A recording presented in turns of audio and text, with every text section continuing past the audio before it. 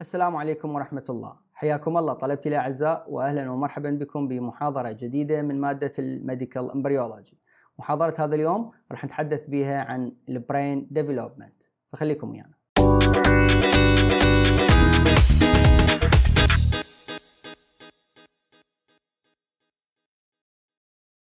حياكم الله مرة أخرى. أحبائي، مثل ما قلنا أنه بهذه المحاضرة راح نتحدث عن الديفلوبمنت اوف ذا برين كجزء من Central Nervous System. احنا بالمحاضرة السابقة تحدثنا عن Spinal Cord Development، واليوم إن شاء الله راح نكمل مع Development of the Brain. مثل ما تعودنا في كل محاضرة أنه عندما نتحدث عن أي جزء من الإمبريو لازم نرجع من البداية. فعندنا هنا sperm fertilize the oocytes forming a zygote. قلنا الزيجوت انه راح تمر بعدة انقسامات، راح تكون لنا الموريولا، من ثم الموريولا راح تتحول الى بلاستوسيست، والبلاستوسيست راح يصير لها امبلانتيشن بداخل الاندومتريوم ببداية الاسبوع الثاني، وايضا راح تتعرض الى عملية اسمها الجاستروليشن، راح تتكون منها الثري جيرم لايرز اللي هي ثلاث الطبقات الرئيسية المكونة لجسم الجنين مثل ما تشوفوها قدامكم. هذه الإكتوديرم، وهذا الميزوديرم، وباللون الأصفر هذا هو الإندوديرم. أيضا قلنا راح يتكون في التركيب خلال عملية الجاستروليشن هذا التركيب اسمه النوت كورد. النوت كورد يعتبر كمحفز أو ينطي إنديكيشن لطبقة الإكتوديرم اللي فوقه هذه حتى تتحول إلى نيورال بليت، تكون ما يسمى بالنيورال بليت. هذا النيورال بليت أخواني بالفردر ديفلوبمنت راح ينطوي على بعضه ويكون لي النيورال تيوب. هذا هو النيورال تيوب، ومثل ما قلنا إنه النيورال تيوب هو السنترال نيرفوس سيستم بالمستقبل أو بالفردر ديفلوبمنت. هذه الصورة أخرى شفتوها بالمحاضرة السابقة، شفتوا إنه بهذه الصورة راح تصير عملية الفولدنج للنيورال بليت حتى تكون النيورال تيوب.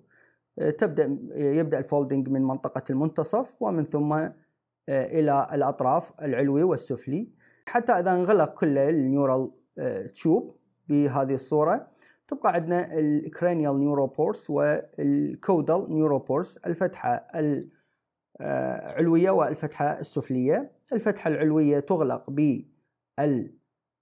يوم 25 day 25 of embryonic development، والفتحة السفلية تغلق بعدها ب3 أيام day 28 day 28 of the embryonic development. هذا النيورال تيوب بعد ما تكون أعزائي الجزء الوسطي والسفلي من النيورال تيوب، هذا هو الجزء السفلي والوسطي، راح يكون لي السباينال كورد وتكلمنا عنه بالمحاضرة السابقة. أما الجزء العلوي من هذه المنطقة إلى الأعلى، هذا الجزء العلوي هو اللي راح يكون لي البرين. تكلمنا بالمحاضرة السابقة كيف يتطور السباينال كورد جنينيا، وحددنا الموتور هورن والسنسوري هورن بالحبل الشوكي بالسباينال كورد. اليوم نتحدث عن التطور الجنيني للدماغ اللي هو بهذه المنطقة، بالمنطقة العلوية من النيورال تيوب. تشوفون هذه الصورة اللي قدامكم، هذه هي المنطقة العلوية للنيورال تيوب، تظهر بها 3 انتفاخات متسلسلة واحد فوق الآخر. هذه الثلاث انتفاخات، هذه الصورة بالفور ويك اوف embryonic development. فهذه الثلاثة انتفاخات اللي واحدة فوق الأخرى هذه أسميها البرايمري برين فيزلز. البرايمري برين فيزلز. الانتفاخ الأعلى هذا أسميه البرو انسيفالون أو الفور برين. طبعا البروس يعني بادئة بمعنى أعلى، وانسيفالون يعني دماغ، فبروز انسيفالون يعني الجزء الأعلى من الدماغ أو الفور برين. الفيزلز الوسطي هذا اسمه الميز انسيفالون أو الميد برين، والأخير أسميه الرومب انسيفالون. رومب يعني من رومبويد يعني الشكل المعيني، فهو رومب لايك فيزلز، يعني إنه هذا الفص أو الفيزل اللي يشبه الرومب، فرومب انسيفالون. صار عندي البرايمري برين فيزلز الثلاثة اللي هي البروزنسيفالون، الميزنسيفالون والرومبنسيفالون. بالفurther development بال5 week of embryonic development راح تبدي هذه ال 3 primary vessels راح تتحول إلى 5 secondary brain vessels. 5 secondary brain vessels. البرايمري كانوا 3 vessels قلنا، هسه بالسكندري صاروا 5 vessels. طيب من وين اجوا هالاثنين الجدد انه الثلاثه صاروا 5 vessels؟ عندنا البروزنسيفالون تحولت الى 2 vessels. الاعلى اول واحد اسميه التيلانسيفالون، واللي الى الاسفل منه اسميه الداينسيفالون. فصار عندي البروزنسيفالون بالبرايمري تحول بالسكندري الى تيلانسيفالون وداينسيفالون. الميزنسيفالون بقى على وضعه ميزنسيفالون، كون لي الميد برين. ومنطقة الرومبنسيفالون او الفيزلز الرومبنسيفالون فيزل راح يتحول الى ايضا 2 فيزلز. هذه الفيزلز الاعلى اللي يكون ملاصق للميزنسيفالون اسميه الميتانسيفالون، والاسفل اللي يكون ملاصق للسباينال كورد اسميه المايلانسيفالون.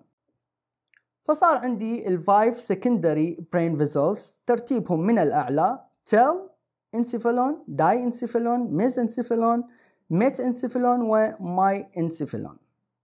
طبعا هذا اللي تشوفوه امامكم هو منظر ظهري للامبريو، يعني منظر من الخلف، النظرة الى الامبريو من الخلف من الجانب الظهري للامبريو.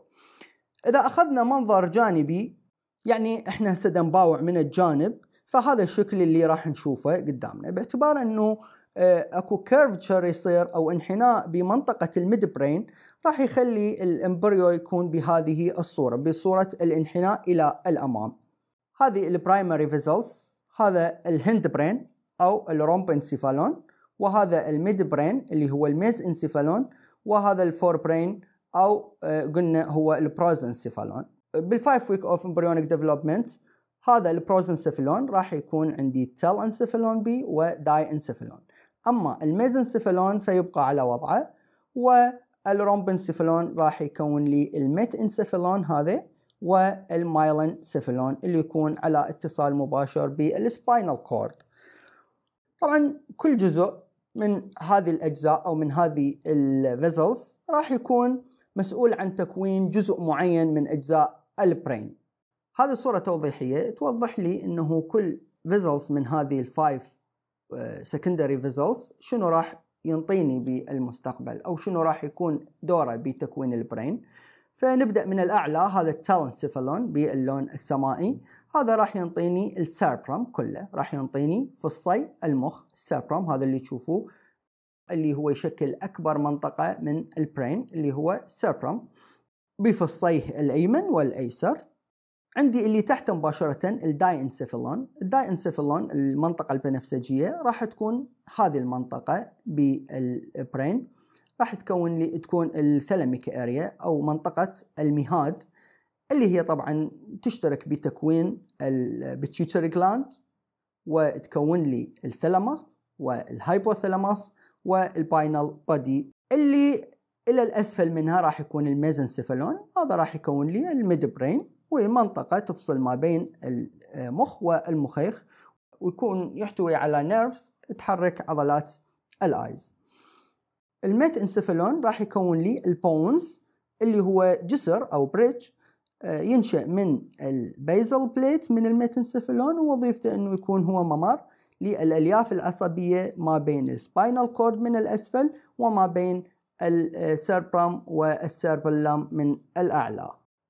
ايضا ينشأ من الميت انسيفالون ينشأ السيربلم، والسيربلم هو المخيخ، طبعا ينشأ من الايلر بليت من الميت انسيفالون، ويعتبر هو مركز الاتزان والحركة بالجسم.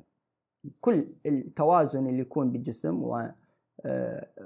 ومركز الحركة والسيطرة على الحركة تكون بالسيربلم أو المخيخ. المايلانسيفالون هذه منطقة انتقالية ما بين الدماغ بصورة عامة بكل أجزائه وما بين السباينال كورد. اللي تكون بالأسفل، وهي نقطة الوصل والتواصل ما بين السباينال كورد وما بين البرين. هذه تنشأ من المايلانسيفالون اللي هو الجزء الأسفل من الفيزلز أو الفيفث فيزلز من السكندري برين فيزلز. هاي المنطقة تركيبيا تشبه السباينال كورد مع وجود بعض الاختلافات اللي حنحكي عنها لاحقا. هذه أسميها الميديولا أوبلينجيتا. الميديولا أوبلينجيتا. طبعا الهيومن برين ينقسم إلى 2 بارتس، فجزء يضم السيربرم والسيربلم اللي هو المخ والمخيخ، هذا أسميه الهاير سنترز. والجزء الآخر اللي تشوفوه قدامكم باللون الأحمر اللي شكله يشبه الستيم، هذا أسميه البرين ستيم. هذا يتكون من شنو؟ يتكون من المايلانسيفالون اللي راح تكون لي الميديولا أوبلينجيتا حكيناها، وأيضا يضم لي البونس اللي جاية من الميتنسيفالون والميزنسيفالون اللي هي الميد برين. هذول كلهم ثلاثتهم أسميهم البرين ستيم. فقط تبينوا يعني المعلومة لكم. إلى الأعلى من البرين ستيم راح ترتكز منطقة الثالاموس اللي هي الثالاموس والهايبوثالاموس والبيتيوتري جلاند. هسه نجي نشوف كل واحدة من هذه السكندري برين فيزلز ونحكي عن بعض التفاصيل عنها. فنبدي من الأسفل، يعني من منطقة اتصال السباينال كورد بالبرين، ونصعد باتجاه المخ السيربرم اللي هو أعلى نقطة من البرين. فعندنا هنا بالصورة الميتانسيفالون اللي يكون البونس والسيربلم مثل ما حكينا هسه. هذه الصورة اللي تشوفون هذا السيربلم ينشأ بالجزء الظهري من الميتانسيفالون، وقلنا أيضا أنه هو derived from the alar plates ويعتبر coordinating center للحركة والاتزان. أما هذه المنطقة اللي بالأمام فهذه هي البريدج أو البونس، هذه تنشأ من البيزل بليتس، وأيضا وظيفتها مثل ما قلنا أنه هي ممر للفايبرز ما بين السباينال كورد والهاير سنترز اوف ذا برين، يعني cerebral and cerebellar cortex. اللي إلى الأسفل منهم مباشرة هي المايلانسيفالون. قلنا أنه المايلانسيفالون راح تكون لنا الميديولا أوبلينجيتا، وقلنا أيضا أنه هي ترانسيشن زون ما بين البرين والسباينال كورد. إذا اجينا لهذه منطقة المايلانسيفالون اللي هي الترانزيشن زون، شوفوا لي هذه الصورة أخواني. هذه إلى الجانب الأيسر قدامكم هذا السباينال كورد، هذا التركيب مقطع عرضي بالسباينال كورد. شفنا بالمحاضرة السابقة قلنا أنه بالأيلر بليتس وهي مسؤولة عن السنسورز أو الإحساس، وقلنا موجود البيزل بليت اللي هي مسؤولة عن الحركة أو الموتور هون. بالجهة اليمنى هذه صورة المايلانسيفالون. تلاحظون أنه المكونات نفسها، ما عدا أنه هذا الجدار الظهري بالمايلانسيفالون يكون منفرج متسع مثل ما تلاحظوا، نفس ما موجود بالسباينال كورد. أيضا هنا عندنا بيزل بليت مسؤول عن الحركة، وعندنا ايلر بليت مسؤول عن الإحساس. لكن بالفردر ديفلوبمنت أيضا اختلاف آخر بين السباينال كورد وما بين المايلانسيفالون. بالفردر ديفلوبمنت هنا شنو اللي راح يصير عندي بالمايلانسيفالون؟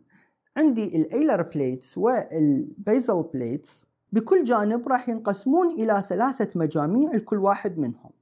كل مجموعة في البيزل بليت مسؤولة عن تغذية جزء معين من الجسم بالنيرفز، وكل مجموعة في الايلر بليتس أيضا تستقبل سنسوري نيرفز من جزء معين من البودي. فعندنا أول مجموعة بالبيزل بليتس، هذه المجموعة أول مجموعة بالبيزل بليت أسميها السوماتيك إفرنت جروب. سوماتيك إفرنت جروب هذه المجموعة تمتد بالطول من المايلانسيفالون وترتفع إلى الميتانسيفالون وحتى تصل إلى الميزانسيفالون. فالعمود بطوله استمرار هذه المجموعة من المايلانسيفالون وحتى الميزانسيفالون، العمود كله أسميه السوماتيك إفرنت موتور كولوم. سوماتيك إفرنت موتور كولوم. طبعا بكل جزء من هذه الأجزاء هو له وظيفة معينة. فعندي بالمايلنسيفالون راح تخرج منه الهايبوغلوسال نيرف. بالمايلنسيفالون تخرج منه الهايبوغلوسال نيرف. أما بالميتانسيفالون والميزنسيفالون فراح تخرج منه النيرفز اللي راح تغذي عضلات الآيز. الجزء الآخر اللي هو السوماتيك فيزرال افرنت اللي يكون متوسط ما بين الثلاثة أجزاء. هذه المجموعة أيضا تتعدى منطقة المايلنسيفالون وتستمر حتى الميتانسيفالون. فبالمايلنسيفالون هذه المجموعة تجهز النيرفز اللي تحرك العضلات المخططة السترايد ماسلز بالفارنجيال ارتس، فتنطي الاكسسور نيرفز، الفيغاس نيرف، وايضا الجلوزوفارنجيال نيرف. المجموعة الثالثة والأخيرة هي بالبيزل بليت، هي الجنرال فيزرال افرنت. جنرال فيزرال افرنت هذه المجموعة مسؤولة عن تجهيز النيرفز للانفولنتري ماسلز، للعضلات اللا إرادية الموجودة بالريسبيراتوري تراكت، بالانتستينال تراكت، وأيضا بالهارت. هذه المجاميع أحبائي أماكنهم مهمة جدا، وكل مجموعة تجهز أي مكان أو أي جزء من البادي بالنيرفز أيضا كلش مهمة تركزوا لي عليها. طيب أيضا الأيلر بليت هنا بالمايلنسيفالون أيضا بها 3 جروبس، وكل جروب أيضا راح يستقبل السنسوري نيرفز من جزء معين من البودي. تسميتهم طبعا نفس تسمية مجاميع البيزل بليت. أيضا عندنا سوماتيك، وعندنا سبيشال فيزرال، وعندنا جنرال فيزرال. لكن إنه هنا افرنت، هناك بالبيزل بليت افرنت. افرنت يعني صادر أو خارج، افرنت يعني قادم. فهنا لما أقول السوماتيك افرنت أقصد اللي موجود بالايلر بليت المسؤول عن السنسوري، لكن لما أقول السوماتيك افرنت يعني اللي موجود بالبيزل بليت واللي مسؤول عن الموتور. هذه ركزوا لي عليها مهمة جدا. فعندي هسه السوماتيك افرنت هذا مسؤول عن استقبال البين، الألم، التمبريتشر الحرارة، والتوتش الإحساس من الفارينكس. عن طريق منه؟ عن طريق الجلوسوفارنجيال نيرف، حصرا عن طريق الجلوسوفارنجيال نيرف.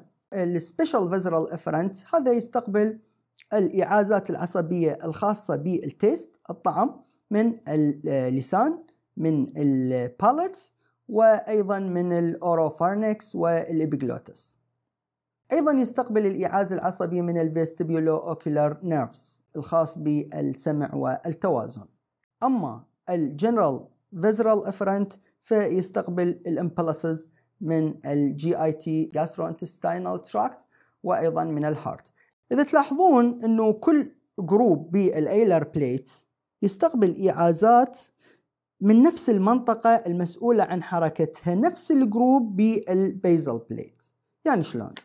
مثلا عندي السبيشال افرنت يستقبل الإحساس بالألم والحرارة واللمس من الفارينكس، من منطقة الفارينكس. والسبيشال فيزرال افرنت اللي موجودة بالبيزل بليت هذا يحرك عضلات الفارنجيال ارتش المسؤولة عن نفس المنطقة، المسؤولة عن منطقة الفارينكس اللي نفسها أحست بالحرارة والألم. هذا يستقبل الإيعاز.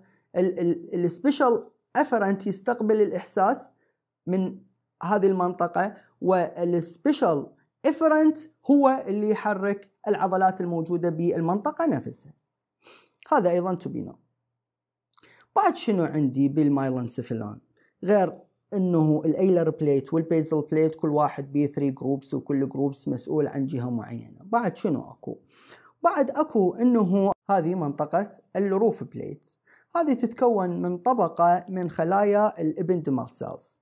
تعرفون شنو الابندمال سيلز؟ قلنا هي الخلايا اللي اشتقت من النيورو ابيثيليال سيلز، وهي الخلايا اللي تغطي السنترال كانال، حكيناها بالمحاضرة السابقة. هذه الابندمال سيلز تغطى بطبقة من الفازيكولار ميزنكايم اسمها البيا ماتر، الأم الحنون، اللي هي الطبقة السفلى من طبقات الدماغ، هسه راح نحكي عليها. فذول اثنيناتهم البيا ماتر والابندمال سيل اللي تحتها، اثنينهم راح يكونون لي في الطبقة اسميها التيلا كورويدا. تيلا كورويدا. من هذه المنطقة تحديدا راح تنزل لي بروزات كيسية إلى التجويف اللي أسفل منها. هذه البروزات الكيسية هذه أسميها الكورويد بلاكسس. الكورويد بلاكسس هذه تستمر من منطقة المايلنسيفالون وحتى تصل إلى أعلى منطقة اللي راح تكون لي السيربرال هيمسفيرز اللي هي فصي المخ. موجودة هاي الكورويد بلاكسس. وظيفتها شنو هاي الكورويد بلاكسس؟ إنه هي سكريت ذا cerebrospinal fluid. هذه البلاكسس هي اللي تفرز سائل النخاع الشوكي. هي اللي تفرز سائل النخاع الشوكي. نجي إلى الميتنسيفالون اللي هي الطبقة اللي أعلى من المايلنسيفالون. الميتنسيفالون أيضا تشبه المايلنسيفالون بالتركيب، أيضا بها أيلر and basal plates، واللي من هذه الطبقات راح ينشأ عندي السيربيلم والبونز. أيضا مثل ما موجود بالمايلنسيفالون أنه كل basal and ailar plates تحتوي على 3 مجموعات من النيورونز. بالبيزل بليتس عندنا أيضا السوماتيك إفرنت وهو امتداد للي موجود بالمايلنسيفالون، وقلنا أنه هو مسؤول عن تجهيز عضلات الآيز. أيضا عندي السبيشال نيورونز، هنا يجهز لي الترايجيمينال والفيشيال نيرفز. الترايجيمينال نيرفز والفيشيال نيرفز واللي هي تغذي الفيرست اند سكند فارنجيال ارتس بالنيرف، تنطي النيرفيشن للفيرست ارش وللسكند ارش، سكند فارنجيال ارش. اما الجنرال فيزرالز فهي يغذي الغدد اللي موجوده تحت الفك، التحت فكيه والتحت لسانيه اللي هي السبمانديبولار والسبلينجوال جلاندز. اما مجموعات الايلر بليتس فعندنا السوماتيك افرنت ايضا تستقبل من الترايجيمينال نيرفز، وعندي السبيشال افرنت تستقبل التيست من التانك، والجنرال فيزرال افرنت تستقبل الإحساس بالألم والحرارة والتاتش من منطقة الهيد ومن الأورال أند نازل كافيتيز. عندكم بالمصدر جدول 18/1 بكل هذه التفاصيل، ترجعون له وتشيكون وياه. المارجنال لاير بالبيسل بليتس، هذه المارجنال لاير، هذه المنطقة راح تتسع وتكون لي البونز اللي قلنا هي ممر للنير فايبرز. أما بالأيلر بليت فعندي النهايتين الدورسو لاترال بليتس. هذه الدورسو لاترال بليتس هذه حتنحني إلى الداخل، تنحني إلى الداخل من هنا ومن هنا أيضا تنحني إلى الداخل، تكون لي تركيب اسمه الرومبيك لمب. اسمه الرومبيك لمب، يعني رومبيك لمب منا ورومبيك لمب منا، فالرومبيك لمبس. هذه الرومبيك لمبس راح تبدأ بالاتساع من الجانبين. شوفها هنا، هذه نفسها الرومبيك لمبس تبدأ بالاتساع من الجانبين إلى أن تلتقي في منطقة المنتصف وتتسق مع بعضها بالجهة الظهرية، تلتصق مع بعضها بالجهة الظهرية، تكون لي بليت أسميه السيربيلر بليت. السيربيلر بليت بالفيرذر ديفلوبمنت هذا البليت راح ينقسم إلى 2 lateral hemispheres، 2 lateral cerebellar hemispheres، ومنطقة بالمنتصف اسمها الفيرمس، اسمها الفيرمس. هذه مكونات السيربيلم. طبعا خلال الفيرذر ديفلوبمنت مجموعة من الخلايا تشتق من النيورو ابيثيليال سيلز. النيورو ابيثيليال سيلز اللي موجودة قلنا بالسنترال كانال بالمحاضرة السابقة، هذه تشتق من هذه النيورو ابيثيليال سيلز وتهاجر إلى سطح السيربيلم، تكون لي الاكسترنال جرانيولار لاير اللي هي الطبقة الخارجية، الاكسترنال جرانيولار لاير. الاكسترنال جرانيولار لاير ايضا بالفيرذر ديفلوبمنت عندما يوصل الامبريو لل 6 months of embryonic development، هذه الاكسترنال جرانيولار لاير ايضا راح يصير لها ديفرنشيشن، فخلاياها راح يصير بها ديفرنشيشن الى عدة انواع من الخلايا، مجموعة انواع من الخلايا. جزء منها راح يرجع يهاجر الى الاسفل، يدخل الى الداخل، يكون لي الانر لاير اوف جرانيولار سيلز، الانر لاير اوف جرانيولار سيلز. اذا انا عندي بالسيربيلم عندي اكسترنال جرانيولار لاير وعندي انر لاير. الاكسترنال لاير منشأها منين؟ من النيورو ابيثيليال سيلز، خلايا هاجرت الى السيرفس كونت لي الاكسترنال جرانيولار لاير. بعدين من هذه الاكسترنال جرانيولار لاير مجموعة خلايا بالفردر ديفلوبمنت رجعت هاجرت إلى الأسفل وكونت لي الانر لاير اوف جرانيولار سيلز. الميزنسيفالون هنا أعزائي التركيب يختلف عما موجود بالمايلنسيفالون والميتنسيفالون. هنا البيزل بليت يحتوي على مجموعتين من الموتور نيوكلاي اللي هي السوماتيك افرنت، هذه سوماتيك افرنت، واللي هي تكون ممتدة من المايلنسيفالون والميتنسيفالون حتى تصل إلى الميزنسيفالون. قلنا هي امتداد للسوماتيك افرنت موتور كوليوم، فهذه أيضا قلنا إنه هي مسؤولة عن تحريك عضلات الآيز، يخرج منها الأوكيولوميتر والتراكلر نيرفز. أيضا موجود عندي small visceral efferent هنا بالميزنسيفالون. هذه السمول فيزلز تمثل الإدنجر ويستفال نيرفز، واللي تجهز عضلات السفنكتر بابيلا بالنيرفز. المارجنال لاير بالميد برين هنا أيضا تختلف. المارجنال لاير بالميد برين هنا راح تتوسع وتكون لي الكروس سيربراي، تكون لي في التركيب اسمه الكروس سيربراي. الكروس سيربراي هو مسار لمرور الألياف العصبية من قشرة المخ إلى الأسفل باتجاه السباينال كورد. أما الأيلر بليتس هنا أخواني فيكون بشكل استطالة على جانبي الدورسال ريجن، استطالة مثل ما تشوفون على جانبي الدورسال ريجن، ليس مثل المايلنسيفالون والميتنسيفالون.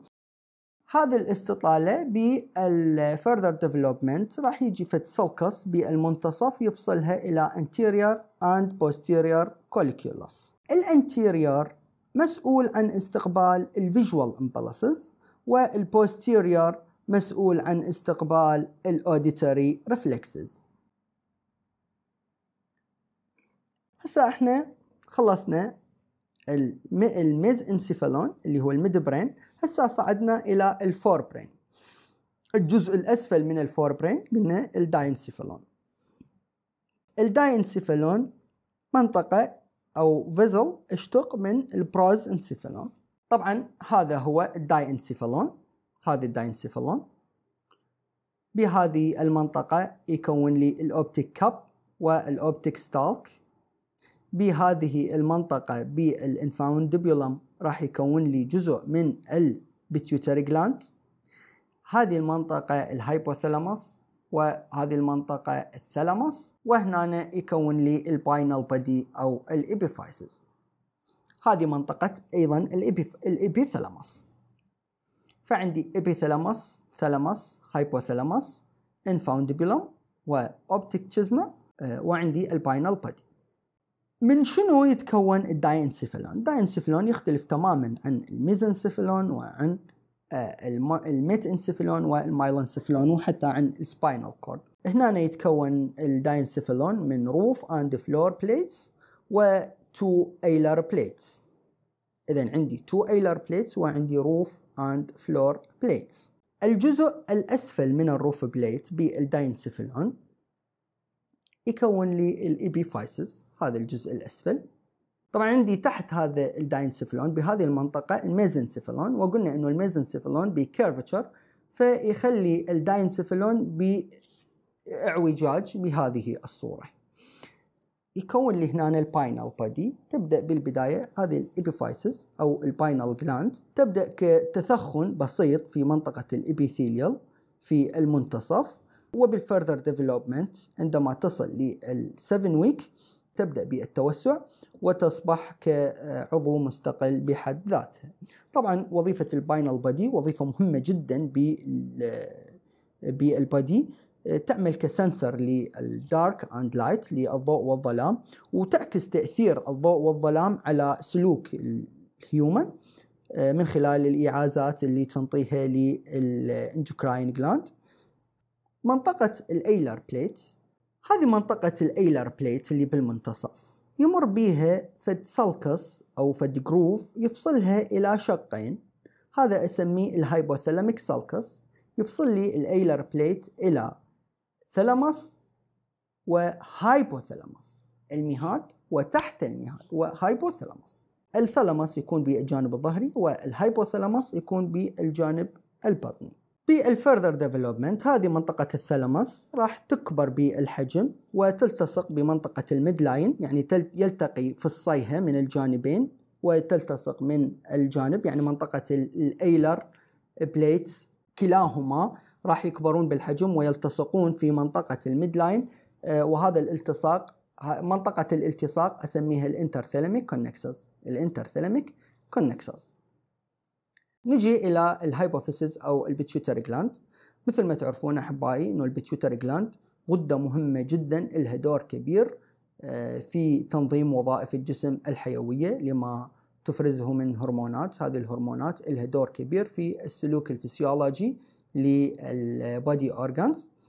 من تتكون هذه البيتيوتري جلاند؟ جنينيا أحبائي البيتيوتري جلاند تنشأ من جزئين مختلفين تماما. الجزء الأول هذا اللي بالأسفل، هذا الجزء الأول هذا هو امتداد من الاستوموديوم. بالمحاضرات البدائية قلنا إنه فتحة الفم تبدأ بغشاء اكتوديرمي اسمه الاستوموديوم. هذا الاستوموديوم اللي هو البريميتيف اورال كافيتي راح ينشأ من عنده فد امتداد أو بروز اسمه الراثك سبوتش أو نقر راثك. هذا الجزء هو يعتبر الجزء الأول اللي يكون لي البيتيوتري جلاند. أما الجزء الثاني فهو امتداد من منطقة الداينسيفالون اللي كنا نحكي عنها قبل قليل. الداينسيفالون راح يبدأ منها بروز معين، هذا البروز أسميه الانفانديبولم. الراثك سبوتش بالثيرد ويك اوف امبريونيك ديفلوبمنت تظهر كامتداد من الأورال كافيتي، لكن تستمر بالنمو باتجاه الخلف باتجاه الانفانديبولم. هذه بالثيرد ويك. بالاند اوف ذا سكند مانث يعني بالايث ويك راح هذه الراثك سبوتش تفقد اتصالها بالأورال كافيتي وتلتصق بالانفانديبولم. نشوفها بهذه الصورة، تفقد اتصالها بالأورال كافيتي وتلتصق بالانفانديبولم. بالفurther development الانتيريور وول، هذا الانتيريور وول من الراثك سبوتش راح يبدأ يكبر بالحجم ويكون لي الانتيريور لوب اوف بيتيوتري أو أسميه الأدينو هايبوفيسز. الأدينو هايبوفيسز امتداد صغير من هذا الأدينو هايبوفيسز أو من هذا اللوب، هنا يوضح أكثر. هذا الامتداد راح ينمو إلى الأعلى ويمتد حول هذه المنطقة اللي أسميها الستالك. هسه راح أجي أحكي عنها. يمتد حولها. هذا الامتداد أسميه البارس تيوبراليس. طيب، أما الجدار الخلفي أو الجزء الخلفي من خلايا الراثك سبوتش راح تكون لي البارس انترميديا. البارس انترميديا بالهيومن ما إلى ذيك الأهمية، لكن بالحيوانات الأخرى تكون أهميته أكبر. أما الانفانديبولم اللي هو باللون الأزرق، الانفانديبولم راح يكون لي البوستيريور لوب اوف ذا بيتيوتري اللي هو البارس نيرفوزا، الجزء العصبي من البيتيوتري جلاند بارس نيرفوزا، وراح يكون لي منطقة الستالك. هذه المنطقة اللي هي الستالك اوف ذا بيتيوتري جلاند. صار عندي البيتيوتري جلاند شنو بيها؟